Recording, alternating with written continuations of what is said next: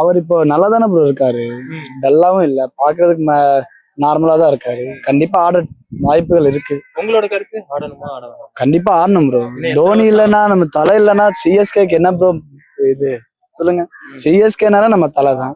தோனி இல்லாதப்போ அந்த சிஎஸ்கே நம்ம பாக்குறதுக்கும் ஒரு மனசே வராது. தலை இல்லாத டீம் எப்படி பார்க்க முடியும்?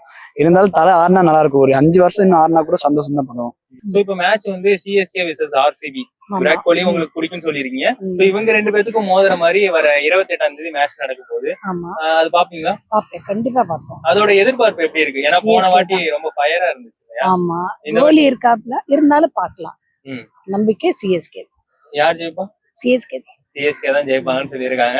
ஆக்சுவலா அவர் லெஃப்ட் பேட்ஸ்மேனுக்குள்ள நல்லா பால் போடுவாரு. இப்போ ரைட் மூணுமே ரைட். அங்க அங்க யாரும் லெஃப்ட் ஹேண்டர் சொல்ல இல்ல, குருநாள் பாண்டியா தானே வராரு. அதால டாப் ஆர்டர் போடும்போது இவங்க எல்லாம் ஸ்பின்னுக்கு கொஞ்சம் கஷ்டப்படுவாங்க. அஸ்வின் கிட்ட இவங்க எல்லாம் கொஞ்சம் ஈஸியா இருக்கும் போறதுக்கு. ஓகே.